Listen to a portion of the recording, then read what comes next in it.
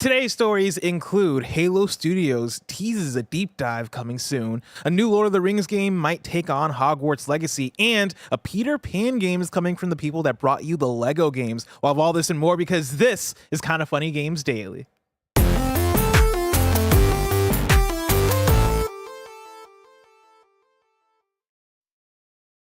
Yo, what's up? Welcome to Kinda Funny Games Daily for Tuesday, September 30th, 2025. I'm one of your hosts, Blessing, Adeoye Jr. Joining me is WWE legend, Greg Miller. Hello, Blessing. How are you? I'm doing well, Greg. How are you doing? I'm great. I want to know in your head right now, 3 o'clock on a Tuesday, doing games daily. Bizarre, of course. Weird. We had the Call of Duty stream, live from Call of Duty Next. Great job, Roger. Yep. Great job, Mike. Great job, Steve Aoki, who Amazing couldn't work. shake their hands. Then we did Gamescast first because Tim's got to run to some stuff. Are you worried about us doing news now that would have normally been the news tomorrow? 1000%. In fact, so much so that for the last hour, there's been like a Silent Hill 1 remake news kind of looming. And I've been kind of like waiting and Don't say anything. Yeah, I'm like, is it official yet? Like, I keep like refreshing pages to see like, all right, is IGN reporting on it yet? Yeah. And it's still in that era of mystery that I'm like, thank God. Okay, this could be a headline tomorrow. Thankfully, we'll have something maybe to talk about. Historically, I would be worried as well. But I'll have you know, about 3 hours ago, I was pre-briefed on something, so I got your headline tomorrow. If nothing else happens, don't worry about it. Nice. How you doing? 3 p.m. Are you off your game? Are you ready to lock in? I'm tired. Yeah, I'm tired. I stayed up too late last night playing video games, and then Ben called me into his room in the middle of the night, and then he woke up early. So I was like, I was already down, and I got my dad and his partner in town. It's Ben's birthday party on Saturday. You got to be there. Oh yeah, I'm playing. We got all this, so it's like there's the life outside of work is very hectic right now of suddenly having to manage 2 other people, and we took them to breakfast today, and then I walked them. My dad's always what can I fix around the house? And I usually say nothing. This time I gave him a list. Oh, so nice. Today I walked around like, this is broken, I don't know how to fix this. So he's taking, but it's like that, then we did an awesome happy hour, but that was an hour and a half. Then it was right into meetings, then it was right into Gamescast. So you've been weird. Are you eating lunch? I did, yeah. Okay. I ate over the sink out there for a little bit. Oh my gosh. Over the sink. I'm ready to Like a go. Well, monster. I don't want to sit back down. You know what I mean? If I'm up, I got to That's fair. stress these games. I've missed, I guess, only 2 days of work, right? But that's still 2 days of news. Did you guys talk about the PlayStation Magic cards that got announced? We did. Yeah. Okay, They were put into the thing. I mean, of course, you weren't here and Mike wasn't here, so it was Tim and Andy going through, and they look cool. But we talked about them. Yeah. Let me tell Are you. you stoked about those? Oh, I'm so stoked. Yeah. I'm just stoked about Magic in general. It's been nice to, it's just been nice to, in 2025, I guess it was late 2024, like where we first learned how to play Magic, right? And why was that? Because Ghostbusters? That's right. Yeah. You got the Ghostbusters secret lair.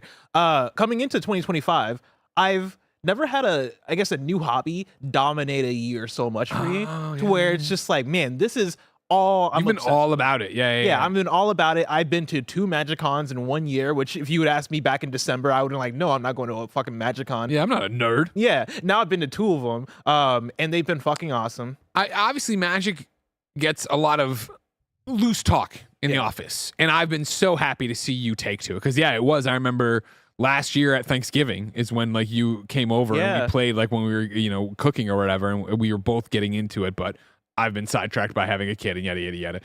My question for you in this year of Magic and what's happened for you is: have you formed/found new friendships, or did you just find new dialogue trees in the friendships you already had?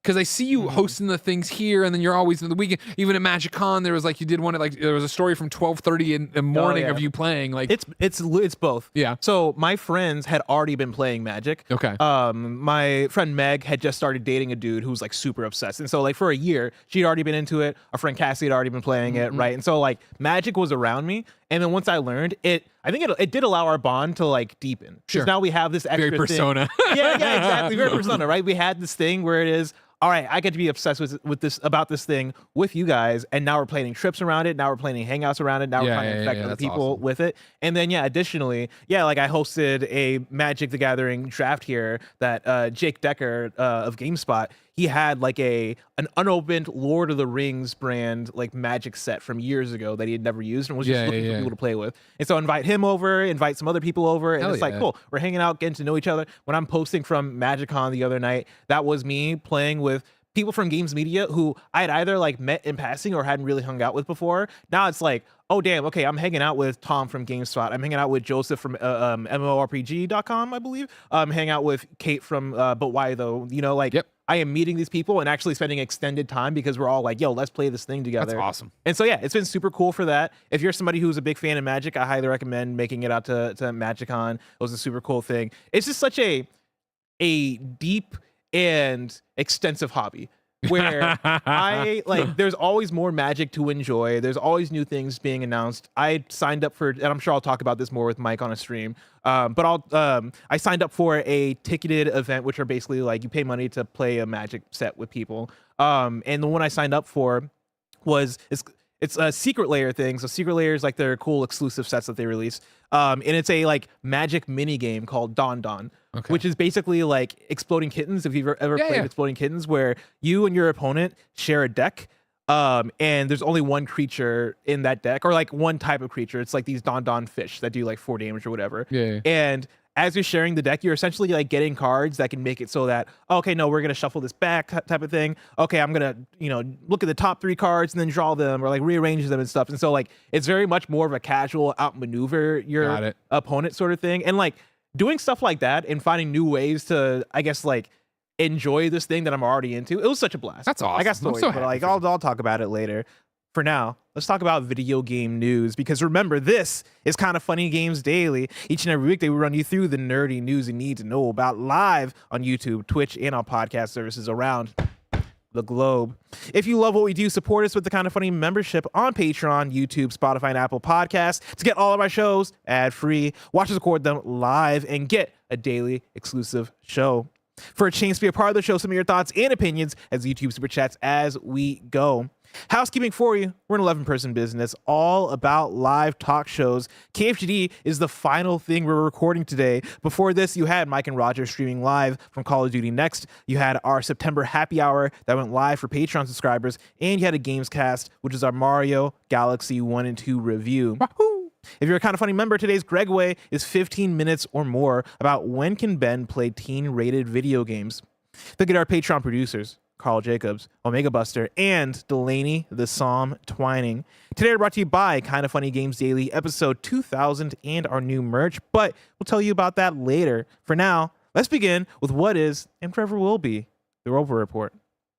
It's time for some news. We have 6 stories today. Baker's dozen! Starting with our number 1. Halo Studios teases a deep dive on what it's been working on at an October panel you won't want to miss. This is Wesley Yin-Poole at IGN. Halo Studios looks set to unveil more of what it's been working on in October. In a post on Halo Waypoint, the Microsoft-owned developer said it has a panel planned for Friday, October 24th, at the Halo World Championship 2025, its big esports event. Quote, "Back in June, we let the community know that we'd be continuing the conversation from last year's Halo WC and the A New Dawn video and sharing more about what we've been working on," end quote, Halo Studios said. Right now, Kevin is playing, if you're a video watcher, the New Dawn video from last year's event. Quote, "Like last year, we'll be on the main stage to talk about it, but this year, we've also got a deep dive panel planned for the community stage that you won't want to miss," end quote. During the same event last October, Halo developer 343 Industries announced it had changed its names to Halo Studios and confirmed multiple projects were in the works. In the same breath, Halo Studios said all its future games would be developed on Unreal Engine, leaving behind the Slipspace engine utilized by Halo Infinite. The announcements were unveiled in a 7-minute video shown ahead of the Halo World Championships Grand Finals. This showcased the results of Project Foundry, an experimental project designed to show a Halo game built using the Unreal Engine, and offered a glimpse at a fresh beginning for Xbox's flagship franchise in the wake of 2021's Halo Infinite. Greg. Hi. Me and you, of course, are the number 1 Halo fans. Yeah. Mike on the road. That's bad. Tim had to go home. It's you and me here to talk Halo. So super chatting with what you think this was going to be. Mm-hmm. Again, not a Halo fan by any stretch of the imagination, but student of the game. Mm-hmm. With everything that Halo has been through to this point, to now have 343 rebranded as Halo Studios, right? This has got to be. Am I crazy, chat? That it's a reboot? We're starting from scratch, right? You no? start over the story? Yeah. Am I wrong? I feel like I feel like we need a big page turn for Halo. And again, not being in the fandom, I don't know if that would piss more people off or do whatever, but I feel like Halo used to be the crown jewel of Xbox, and it has not been that for a long time. And I know this might piss off Forza fans, and it might piss off, what about Activision, Call of Duty? Like, I think since that's fallen, there really hasn't been one. Like, what is the Xbox franchise that, like, you would poll the Xbox community and they'd all be like, oh, 98% of us are all like, Forza Horizon, maybe. That's what I'm saying. I mentioned that at the top, right? Yeah. I don't think it's Gears anymore. I don't think it's Halo. But I also don't think anybody stepped up to grab that baton. Mm-hmm. And I think that's what Xbox would love to have happen and love to see happen. And I don't think that happens with Halo Infinite 2. I don't know if that happens with just another Halo numbered game, another Halo with a subtitle. Mm-hmm. I feel like you got to go, cool. It's been literal generations, not of consoles, of human beings. It's been generations since this Halo story and Master Chief and everything started. Let's go again. Like, let's do a brand new thing. And I guess, like, it could be, I mean, if I was there, and not knowing anything about, I would be like, we got to let's blow it all up. Nothing's sacred. Let's start again. See, I think I feel similarly, but less so about the campaign and more so about the multiplayer, which is funny because I feel like Halo Infinite was kind of already that. Yeah. Halo Infinite felt like it was a new step. It felt like it was a freshening up. Hey, let's kind of start from scratch, even though it is a continuation of what's going on here. Halo Infinite felt like a new beginning, right? After what already kind of felt like a tumultuous time for Halo. And so for them to, I think, be able to find, I think, light there for maybe about a few months, right? Like, I'm somebody who, I came into Halo Infinite and fucking adored it, but then, like so many other people, the updates weren't there, the content wasn't there. I fell off after like a month or so of playing, right? But I really, really dug that month. My main thing is, how do you bring back that fire? How do you bring back that flair and allow it to last over time? Allow it to be something that you're able to update and keep up with, which I hope and assume maybe you're gonna be able to do that a bit easier with Unreal Engine. I'm hoping that the rebrand and all this stuff is trying to refocus and do all that, but it's tough because I felt like Halo Infinite was already that. Let me bring in 2 super chats, all right? Mikey Mogg says, I think one of them, I assume, do we talk about multiple announcements? One of them has multiple to be Halo CE remake. And what's that? Combat Evolved. Sorry. I want to say Collector's Edition. Combat Evolved. I knew that. Yeah. Remake. And then I don't know what else they could be making, but I'm very excited. Kebab says, Halo OG Trilogy remake for Xbox Series X and PlayStation 5. I mean, does that get it? I mean, and I think the first, if you as somebody who didn't care about these games ever, and I guess no matter what they would do, I wouldn't care probably. Like, I'm just not that guy. I think the big thing for Halo is that video games have changed so much in the last 20 years, right? Since Halo 1, you're talking about even 24, 25 years. Yeah. It's been a very long time of multiplayer evolving, online evolving, live service evolving. And I think with that, you need to evolve with the times. You look around at first-person shooters, you look around at multiplayer games, and what are they all doing? They're doing free to play. They're doing extraction. They're doing battle royale. And I'm not even in battle passes. I'm not even saying that those are the routes, because I don't think those are necessarily the routes. I think you can find things in there though that allows you to kind of fit and create a suite of Halo. I think Halo kind of needs, for a first-person shooter, multiplayer-focused thing, and something that Microsoft and Xbox wants to treat as their big IP because it is the most, I guess, mascotty Halo or mascotty Xbox IP. I think the way to do that would be to have a suite. I think that does include a Halo Combat Evolved remake. I think that includes a Halo Battle Royale game, and I think that includes a Halo, like the traditional Halo multiplayer and stuff, right? And I think you're gonna need elements of free to play there. They had that for Halo Infinite, right? But I think you need to be able to meet people where they're at. Call of Duty, even Call of Duty, which is the most profitable first-person shooter, that has the paid, all right, you're getting the full single player plus multiplayer stuff. Yeah. But then you also have a free version with the Battle Royale, right? Then you have Call of Duty Mobile. You need to get people in. And I think they got to figure out how to do that with Halo.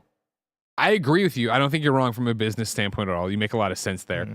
And I think the idea of, to you and Kebab's remaking, Halo OG trilogy, I guess it was Mikey Mogg, doing a Halo CE remake, having that be there and then have it offset with a free-to-play battle royale, have it offset with a multiplayer thing. Yeah. Okay. It's just that, I don't know, again, as an outsider, it almost smacks of the same argument I always make to Tim of like, how many times are you going to fall for Nintendo telling you third-party games are going to run great on their system? You know what I mean? It just doesn't happen. And we go through this every time you launch a system.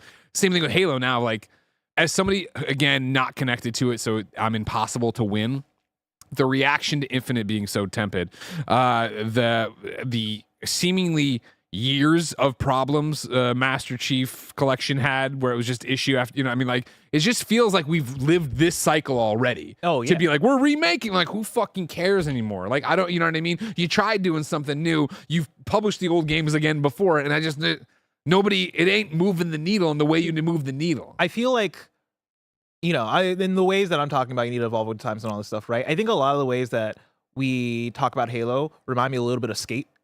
And where we are now, Skate, or like when we were like begging for a new Skate? I guess like when we were begging for a new Skate, right? And like trying to figure, and I think even more so having the conversations of, man, it's been over a decade since the last Skate. Like, what are we going to do with Skate? Like, Skate's coming back, but does this even look good? Like all this shit, right? We look at the Skate that's out now and we're having so much fun with it. And obviously there's things they got to do. There's things they got to polish up. It's not a 10 out of 10 game by any means, but I think early access is working well for it as far as allowing it to exist in a space where people are going to give that feedback and it's going to build towards something that hopefully by that 1.0 is quality, is what we're looking for, is all that. But what we have with Skate early access right now, at its very core, I think they got one thing right, and that's that skating is fun. Yeah. I think they got to do that with Halo. I think right now you have to rebuild, and I think start at the community level. You got to give people whatever this Unreal Engine version of Halo looks like. I think sooner than later, you got to put that into people's hands and really have it be a thing that we're building alongside the community. I think you have to find like, and I think Halo Infinite already had this, which sucks, right? Like exactly. You have to have a game feel that feels great to play, and then put it in the hands of the community and go, all right, how do we build this further? What do y'all want out of this? Like, what are the tweaks and all the things that we need to do to make Halo the Halo that you want? Because I think putting out a polished, finished first-person shooter in 2025 in a ecosystem where we're dealing with games that have already taken up all the air, right? Everybody's already decided on what they're playing. I think you then have to look at the audience and go, all right, we're going to build this with you. You guys are going to help us decide this. And I hear you, and you're not wrong. It just feels like Groundhog Day. Like, I feel like this was the message of Halo Infinite. Like, I feel like even 343 changing their name to Halo Studios is almost like, we have never nailed it as 343. And I say this as an outsider who just sees the reaction from the Halo community. So let's start fresh and call ourselves Halo Studio. And it's like, okay, are we really turning over a new leaf? Are we really going to get something here that is going to satisfy and get Halo back to that point? Is that even possible? Like, again, as Xbox, if I'm there, if I become Phil or whatever, and I'm in these meetings and I see so many at-bats, and again, this is just me as an outsider seeing it, not playing it, not being in it, seeing so many attempts to make Halo relevant again and seeing them all flounder to some degree. At some point, you got to go, okay, well, why are we still trying to make this happen right now? We own Call of Duty.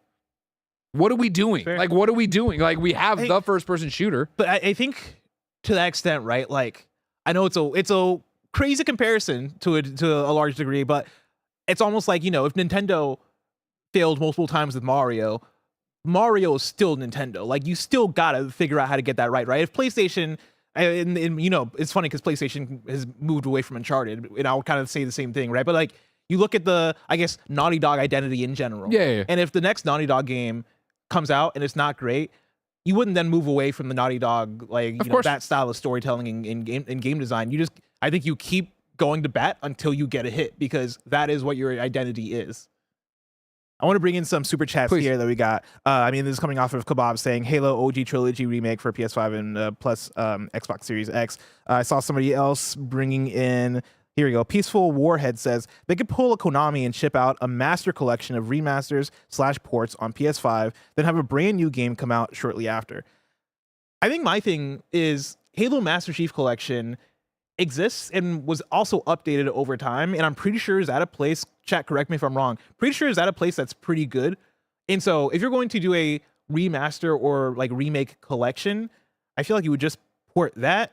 And then I think the reason why I think about Halo Combat Evolved remake is that I envision that as almost like a reimagining sort of thing. Like we're going to Halo Combat Evolved and we're giving this the full-fledged, like, we're same story, same whatever, right? But we're turning this into a current gen, new modern game. Yeah, that's the thing. I forget what kind of funny day it was where we hit the milestone where I would play through Halo, and I did, and it was like so not fun from modern gameplay mechanics and stuff. Like if you're is it a remake or a remaster or whatever? This needs to be a remake. Yes. You keep needs to be a capital R remake. Go in there and we are fixing the critical path, and we are making it like this, and does it at all these different things. Yeah. Some unrelated super chats. We got a couple from Demetrios, who writes in and says, "Birthday tax for October 1st from Down Under. The best month of the year has come. Excuse me. Also getting married this Saturday. Thanks for all KF does. Happy birthday." Oh, I see. They wrote that in twice, or maybe it just came in twice. I don't know what's going on. We got the money from them. That's all that matters. Oh yeah. Well, can I give you one familiar? Yeah. Two familiar says Halo Maker. Lol. Give me Forge mode, but on steroids. I know. I heard a lot about Forge. I remember that having a thing or whatever. Halo. Trying to figure out what Halo needs to be right now. What your big announcement here would be. And again, I think there's two sides of the same coin, but the multiplayer versus the campaign and how you do it. Halo Maker could be a really cool spin on all this of like, hey, we're giving you a multiplayer suite to go make stuff, and it's standalone and it's free to play, and it's this, that, the other way to get in. I agree. I want to bring in one that just came in from Mikey Mogg, who says, "You guys are both right. I loved Halo Infinite when it came out, but it fell off the multiplayer because my friends got bored, but love to play it every so often." Here's my thing. I still think it might still be worth bringing Halo Infinite to PlayStation 5. I know because they're talking about the new... If they're going to bring Starfield. Yeah. Like, hell yeah. I know we're looking forward. I know we're talking about the future, but I stand by. Halo Infinite is a fantastic game, at least for like the gameplay. That multiplayer is really, really fun. I think if you ported that to PlayStation 5, at the very least, you would find a community there that really, really fucks with it, even though like it didn't have the stuff to keep people around. You got one super chat from earlier. I'm sorry. I know I waited in here and cherry picked some. Jurston says, since this is going to be the last Halo esports event, Peep's expecting a new game, maybe a few years down the line. A lot of the Halo pros are wanting to convert to other esports once this season ends. Oh, yeah, I could see that. Interesting. And a few things. I think a few things are important for this conversation. One, during the Xbox showcase, they talked about all the games that are coming out in 2026, and they said Halo, didn't they? I know they said Forza. They said... and Phil said something in one of the classics or some that's been with us forever or something like that. Oh, yes. I think he said it in that kind of way. And so I would expect something... I would expect Halo Combat Evolved like remake based off of that. I don't think we're in the... Go for it. You're crushing it. Windows Central. This is Brendan Lowry, published June 8th, 2025. Quote, celebrate 25 years of Xbox with ... A classic that's been with us since the beginning, end quote. Did Phil Spencer just tease a new Halo game for 2026? Microsoft's big Xbox game showcase this weekend's largest game presentation. Show followed Summer Game Fest, yada, yada, yada. The conference was capped off by this. Then, before it began, Microsoft CEO Phil Spencer came on the stream to close out the show, and he might have teased the return of a flagship franchise, Halo. Quote, I'm excited to share that players will get to celebrate 25 years of Xbox with a new Fable, the next Forza, Gears of War E-Day, and the return of a classic that's been with us since the beginning, he said. Then he went on to introduce Call of Duty Black Ops 7, but I couldn't care less. I was still focused on the last few words. When thinking of a classic that's been with us since the beginning, Halo is the only series that comes to mind. Indeed, 2001's Halo Combat Evolved famously launched right alongside the original Xbox console, and Bungie's hit was Microsoft's biggest system seller for several years. I like ZOVGM in chat. It's obviously Crimson Skies, which is really funny, but also I'm pretty sure I think Phil Spencer really likes Crimson Skies, and so that'd be hilarious. So that was really the implication. Yeah. But like last year though, Halo Studios confirmed that Halo is moving to Unreal Engine, and developers were ramping up hiring for several in progress things. I would be shocked but very impressed if it ended up next year for Xbox ended up being Fable, Gears, Forza Horizon in Tokyo, and a brand new like ground up Halo game.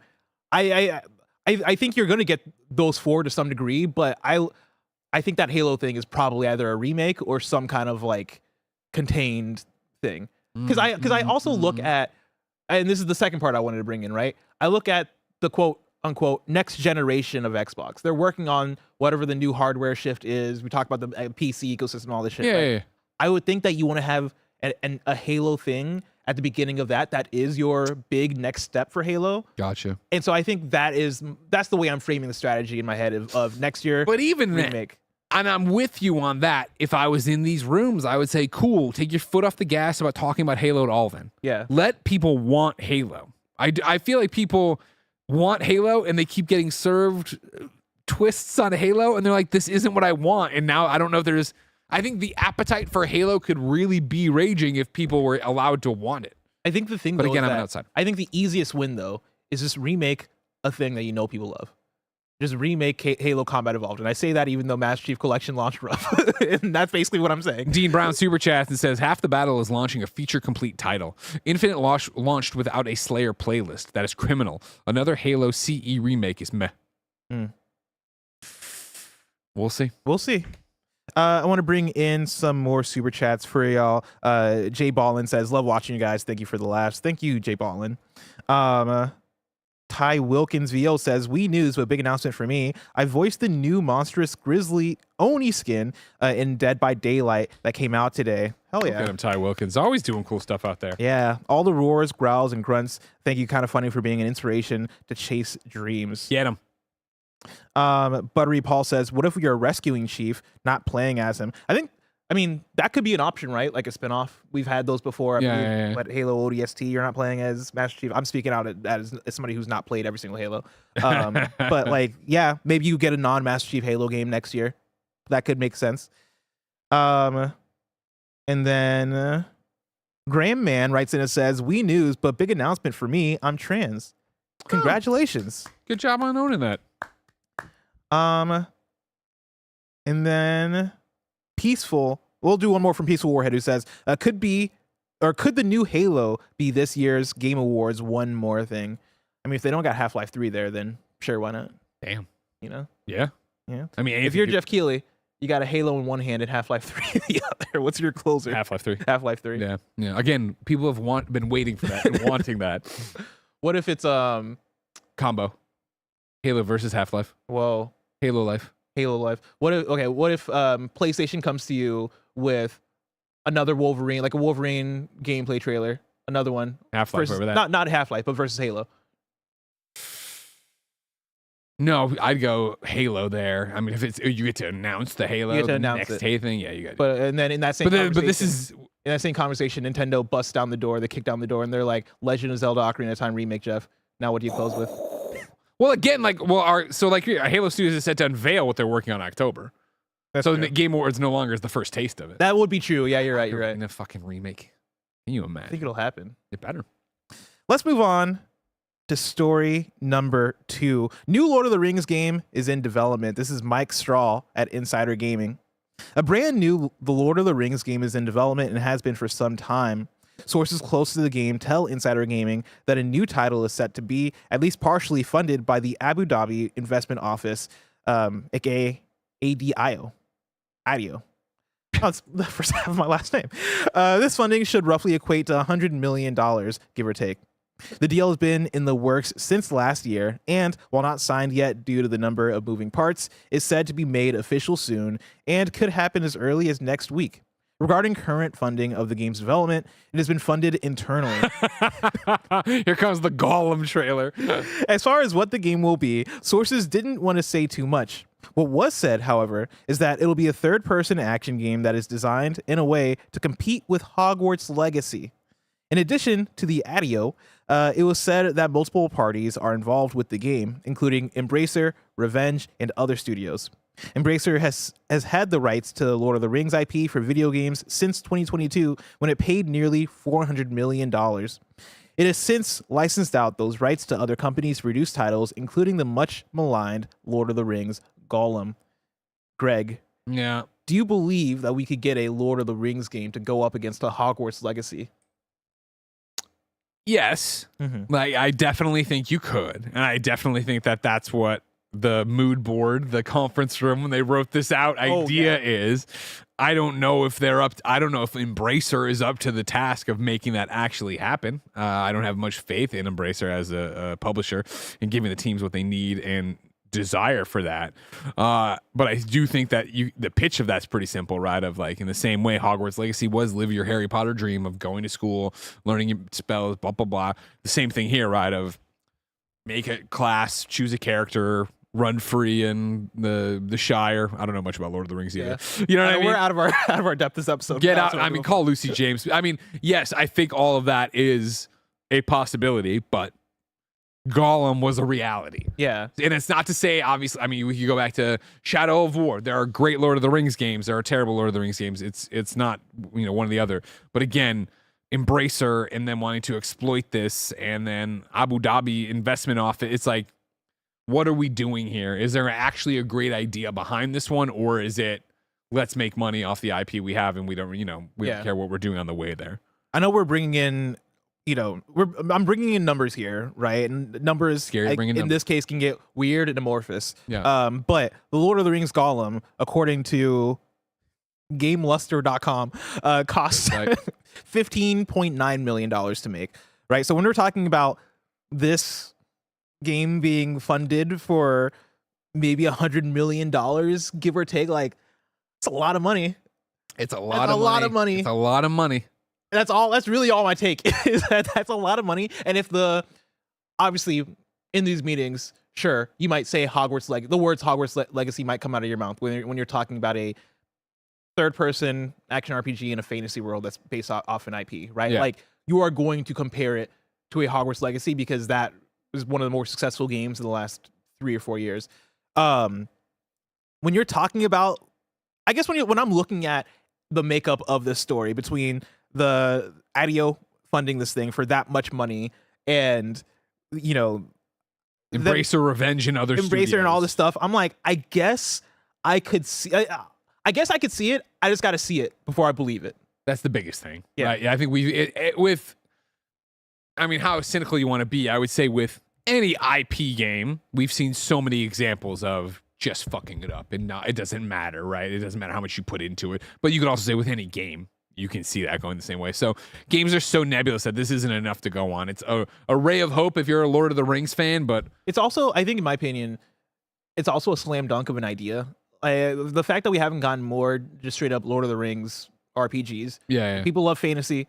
People love Lord of the Rings as an IP, right? Like, I mean, if you're gonna compare anything to Harry Potter as far as fantasy that resonates with people, Lord of the Rings is what you say. Lord of the Rings is the other one. Am I missing it? It's not saying RPG, right?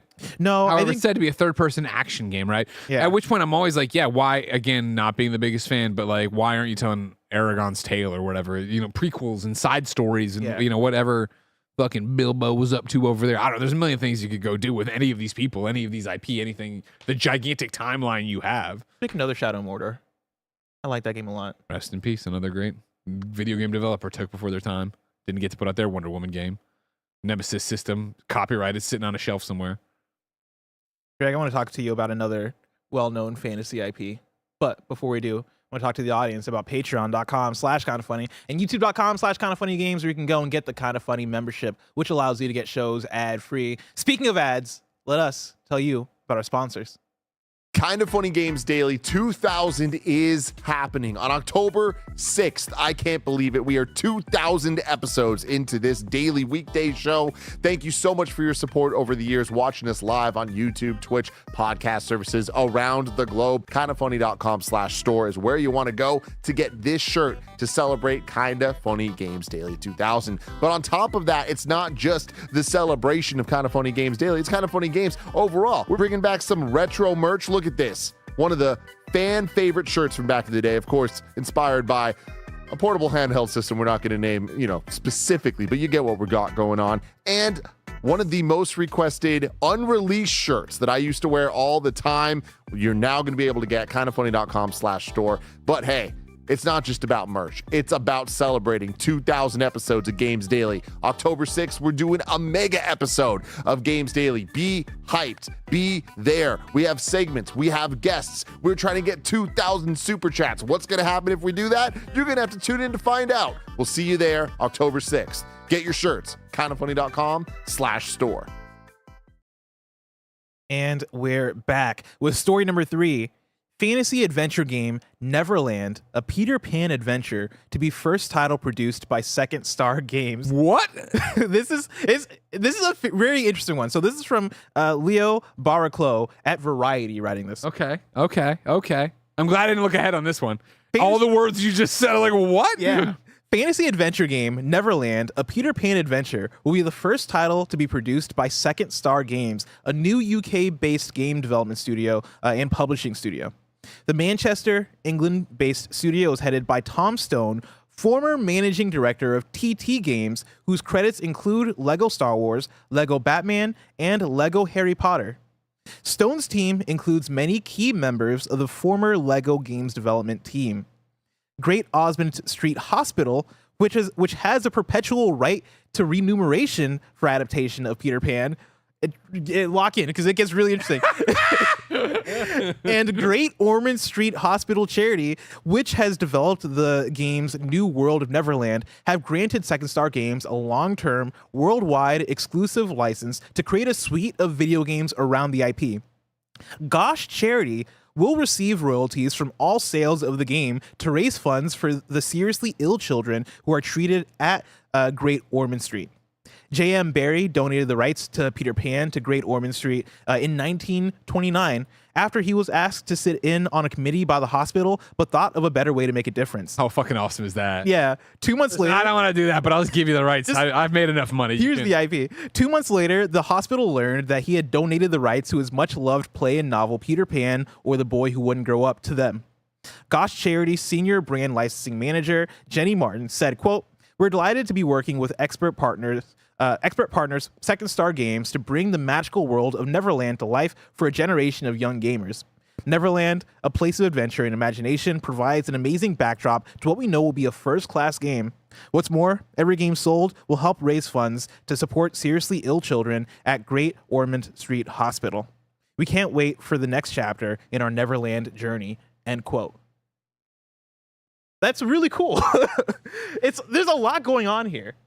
Yeah. There's a lot going on here, which is exciting and questionable. Not questionable in a bad way, like, take it with a grain of salt. Chip, we'll watch the rights and the hospital stuff. That's all really cool, but it's a lot to wade through all of a sudden on a random ass Tuesday afternoon. And I love just looking at your laptop and see that you're on LinkedIn. I'm on LinkedIn. I went right to Tom Stone's page. I'm like, how long is the? I want to make sure, because obviously, if you're not a Peter Pan aficionado, and I am not, but I do know Second Star is a reference to Peter Pan. So it's like, okay, this is a studio founded to make Peter Pan games. How long have they been around?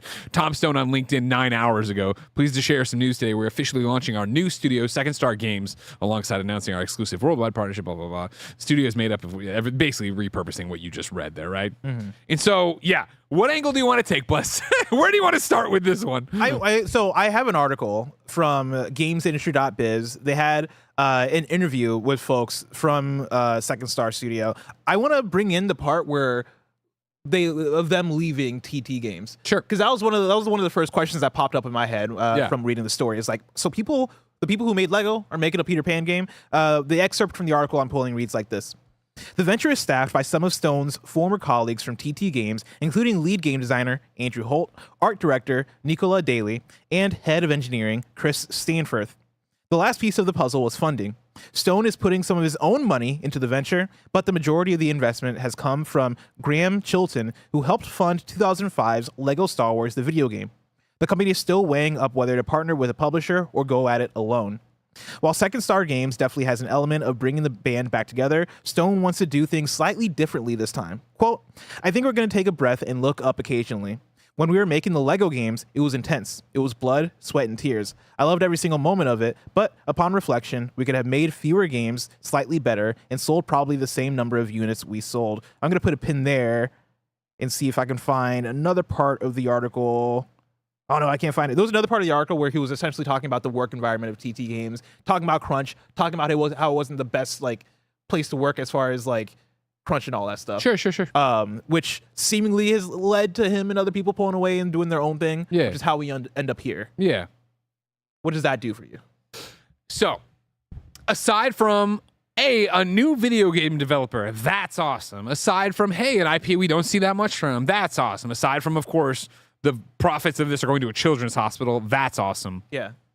I recede back to the let's wait and see on this approach, because how many times have we seen this story? We have left the big developer we were at, medium-sized developer, whatever you want to call them, and we are coming out and we are starting a new studio and we are going to make our own games, right? We always go to right here in the Bay Area before they got bought by the Laszlo, Dan Houser thing. Not Ascendant Studios. Oh, and they made for Immortals of Avium, where it was like, oh, this was a flat game. There were some good things too, but it wasn't amazing, right? Striking Distance with the Dead Space Protocol. that wasn't Dead Space. Thank you. Yeah. And apt to this comparison right now, another upstart studio from the ashes of TT Games, 1010 Studios, who made Funko Fusion. And that was Arthur Parsons' personal friend of mine, who was if you ever saw me interview anybody about the Lego games, it was always Arthur at IGN Comic-Cons, right? And all this stuff. And he went off and made 1010 games and made Funko Fusion. And Funko Fusion is not a well-reviewed game. It is a 54 right now on Metacritic, right? It is, and I don't do that to make fun of them. I do this to point out, it is so fucking hard to make a video game. Period. End of statement. When you look at game developers who are incredibly successful in the studio structure, it is rarely their first game. I think I would even point to games that are great out of the bat and look at Supergiant and how good Bastion was, but look at how good Hades 2 is. Yeah. And that comes from working together, having a workflow, understand. You make those mistakes on games 1 and 2, so game 3 is even better. You learn all these different things. We see so many people leave these different studios, leave the publishing arms they knew, and we're talking about this one not having a publishing angle just yet, right? Not having money really coming in a meaningful way, if that's not too mean.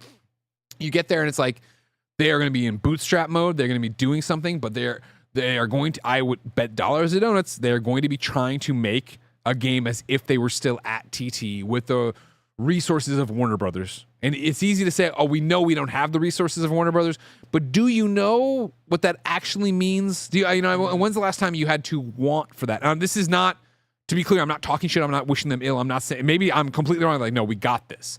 But I think they're still in such a nebulous place that this is I think, twofold of, we're shooting off the flare gun of come work with us if you want to make a Peter Pan game, and also come talk to us if you want to fund a Peter Pan game, which to me goes, cool. Neverland, a Peter Pan adventure is nothing right now. Yeah. And so what is that actually going to shape up to be? That is, I'm sure they are somewhere on a whiteboard, Hogwarts Legacy, but for Peter Pan. And it's like, you won't get to that. You're not going to get to that, especially with game 1.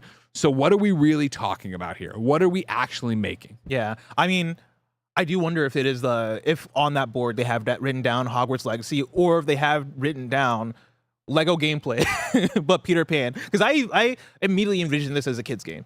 Yeah. I immediately envisioned this as we are in, I think here they mentioned somewhere the charity folks talking about making something great or making something special for children, right? Like or young gamers, right? Magical Word of Neverland to life for a generation of young gamers. So I think that is them looking at their Lego expertise and going, okay, we can make a great 3D platformer, or like a great great action 3D run around exactly. You have your hub of I don't know Peter Pan characters. Yeah, no, the Lost Boys. I know all that, but I mean whatever they called their treehouse hangout, right? You have that. Sure. The Lost Woods. That's not right. And you go out and you're fighting Captain Hook on a ship, and you're going off and doing this, and like you go off these levels. You come back to your hub world. You build it out. You eat the invisible food. Yeah, we're talking Hook now. Hook was awesome. Yes, I think that's the kind of scope that you're working with, and to your entire point, right? Like you're gonna have that, and then probably have that scaled back, based on budget, based on not having the resources of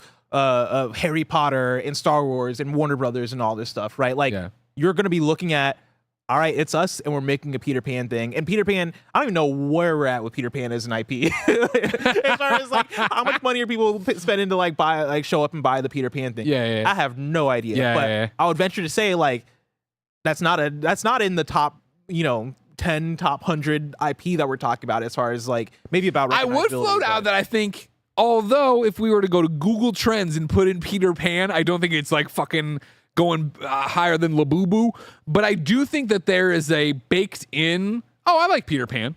Like, I remember reading Peter Pan books as a kid, not like golden books. Like, I remember checking out a book from the library, like the actual. I remember that like, movie. Yeah, Hook. Yeah. Hook. Yeah. Like, yes. So I think there's a hey, we all like Peter Pan enough that if you put out a game that was a 7, 5, and 8, and it was, priced appropriately, and it's proceeds are going to a hospital, I could see people being behind playing that and trying it. Peter Pan, if you had told me that Peter Pan was in the Pinocchio realm of being like not a free agent, being like in the public domain, royalty free, I would have believed you. I'd be like, oh yeah, the people who made Lies of P are probably making a Peter Pan. Dude, when this came up, that's immediately what I jumped to too. I was like, I thought they were in like Dorothy next or whatever. Yeah. And so I don't know. I'm very fascinated to see this one. Like I don't expect anything big. I expect something that's like small and contained for kids. I hope so. But I hope they nail it. Yeah. If like this money's really going to the Gosh charity, like I hope they nail it. I hope it's fun. I hope it makes a lot of money for that. 100%. I think that's a cool angle to this that you don't often see. Yeah.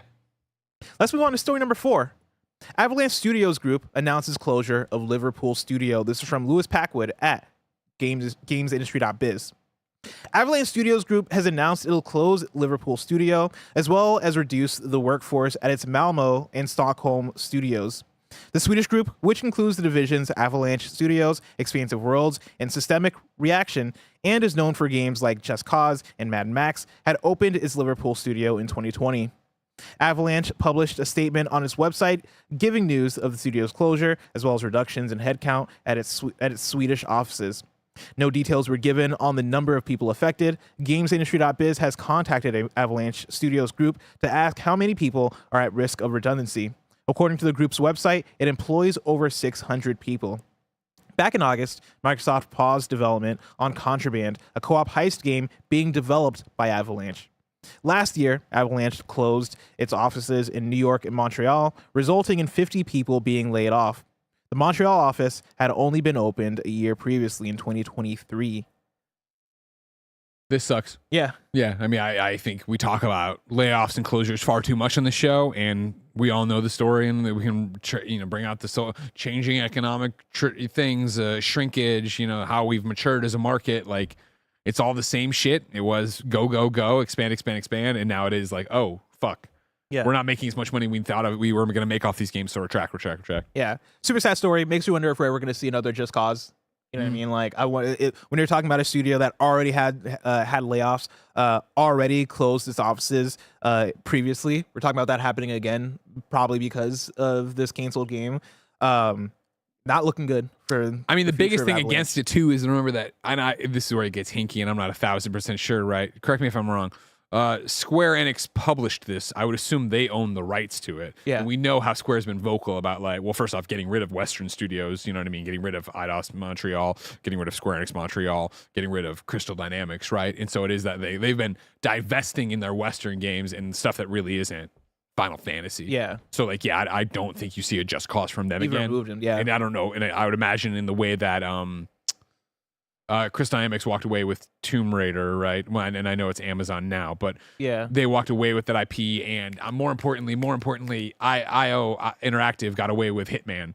I would imagine that Avalanche isn't in the same boat to try to get Just Cause and get out of there with it. Oh yeah, I mean Avalanche. I don't know who owns Avalanche. I guess it's just Avalanche Studios Group. So I guess they're independent, unless I'm wrong. Kindoffunny.com says you're wrong. I'm opening their page right now. It's parent. Avalanche Studios Group is a Swedish video game developer and publisher based in Stockholm. It is a parent company that includes Avalanche Studios, Expansive Worlds. Yeah, so that's Studios Group is they're their own thing. So yeah, I would, unless they're about to get into a conversation with Square of like, hey, please let us buy this thing, we need it. Yeah. I wonder how that could go. But more importantly, Mad Max, remember? Yeah. Let's close out With story number 5, Sony is reportedly set to release an updated PS5 DualSense controller with a removable battery. This is Chris Scullion at VGC. A new version of the DualSense controller is set to be released soon, according to a new report. Polish site ppe.pl says Sony is working on a revised version of the PS5 Pro along with a revised DualSense controller. The site cites its source as Grox Dari, who says correctly revealed that Microsoft Flight Simulator was coming to PS5 and leaked the boxed version of the Elder Scrolls 4 Oblivion Remastered. According to the source, the new DualSense controller, known internally as the DualSense V3, will launch in November and will feature a removable battery. Although this hasn't been clarified in more detail, the wording appears to suggest this doesn't mean the ability to use AA batteries, but rather it's funny, I didn't even think that. But rather a rechargeable battery similar to that already in the current DualSense controllers, with the ability to replace it with a new one, or potentially one with a higher capacity if needed. That last part makes me happy. The higher capacity? Yeah, because these DualSense, they be dying on me. And I'm tired of it. Give me, let this thing. That's my one. I love the DualSense controller. Yeah. I've been team PlayStation controller ever since that ever became a conversation. Since that team formed, yeah. Yeah. And the one knock I'll always give the PlayStation thing though is that the battery life fucking sucks. You know, my Xbox controller at home that I've not touched in months, that shit is still alive if I turn that thing on right now. This is always such a moot point to me because I've never had it be a problem. You're always plugged in? Yeah, well, no, but it's just I have never, and I play, it's not like, oh, he's got a kid. I mean, I play long sessions of games and I've never played it from start to it dying. But I think it's because I have that charger stand. So whenever I'm done, I put them right down and I walk away, and then I start playing a game. I pick it up and I go for hours, but it doesn't die. But I'm not leaving them on the couch, wasting away in between sessions. Yeah, I'm a wasting away. Okay. For sure. I put that thing down. I'm like, I'll come back. And I turn it on. I'm like, shit, I got that's negative battery. That's what I do with my Switch controllers, but those things never fucking die. Oh yeah, the Switch controller. Pro controllers just fucking taking oxygen in and making batteries. Yeah, in nuclear war, the two things that are going to be left on Earth are cockroaches, and the Switch controller is still going to be alive. Charged controllers. Charged, yeah. Greg. Yeah. We just talked about a lot of big news. That new battery. Big news. That's gonna be big news. But if I wanted something smaller, say the tiniest news I needed to know about, where would I go? You'd go to our last story, the Wii News channel, where we talk about all the tiny news you need to know about. Shadow Trickster in chat said Twinkies, and I was gonna say Twinkies, except for the fact that I started off the sentence saying two things. Yeah, you're like, and so I was like, well, I can't say Twinkies now, so I gotta commit to the PlayStation controller. I haven't had a Twinkie in a while. I should eat one. Yeah, I think maybe in my lifetime I've probably had 2 Twinkies. Wow. I've never been. I've definitely had more than 2 Twinkies, but every time I eat them, I should eat these more. Really? Yeah. Fair enough. Story number 6 is Wii News. From Wario64, an update to Microsoft Rewards starting October 1st. Users will no longer be able to directly redeem reward points for Xbox Game Pass subscriptions. Users will need to redeem points for Xbox gift cards to cover the cost of a Game Pass subscription. From This Week in Video Games, Epic Games has begun rolling out an AI-powered chatbot to answer Fortnite support queries. I fucking hate those AI bots. I try to return something on Amazon. They give you the 3 options. Like, no, none of these. Yes, I'm like, no, you're not listening to me. And then we go into circles. It's terrible. Another one from This Week in Games. Nintendo has established a local entity in Singapore with the goal of accelerating business in Southeast Asia. It is considering another in Thailand. From Ghostbusters News, Ilphonic confirms no new DLC for Ghostbusters Spirits Unleashed. The game will remain playable. All right, I said that weird, but yeah, the game will remain playable. Yeah. How does that make you feel? Hey, hats off to Ilphonic. They supported this thing for so long. New Ghosts. They brought Sam Hain. They brought in the Boogeyman. They did right by Ghostbuster fans. No, I'm shocked they supported this for as long as they did. A great job. Quite a bit of Twinkie hate in chat, by the way. Hater John says, don't like Twinkies. I like chocolate. MTM Muppet says, Twinkies ain't it. But Spike Roy here says, nah, Twinkies is the best. But in the other chat, Captain Skellybone says, Twinkies are dirty. Karen has been delayed to Q1 2026. My Hero Academia All Justice launches February 6th on Xbox, PS5, and PC. And finally, Power Wash Simulator 2. The demo is up on Steam. Ooh. And that is it for Wii News. Let's take one more look at Super Chat, see what you guys are talking about. Angel Brown says, Second Star Games clearly is looking to Kojima. I don't know. I don't know. Maybe it's with the partnerships? Peter Pan, Kojima. Peter Pan. Was it a play on the name? Second Star. It's a reference that we don't Charity. get. That was, when you read a Charity. Super Chat and it's delayed, I don't know what you're talking about. Hater John says, shout out to Blessings Cut again. I know it's been over a week, but I haven't seen Still it. looking good. Thank you so much, Hater John. You got to change your name. You're not a hater, except for Twinkies. You hate on Maybe he Twinkies. just hates Jones. I think we got one more in here that I never got around to. I'm scrolling up. Let me see. Thrashman, do we get the Halloween intro for Kinda Funny Games Daily this year, or did Tim's crying from last year get rid of it? Oh, yeah. Do you remember that?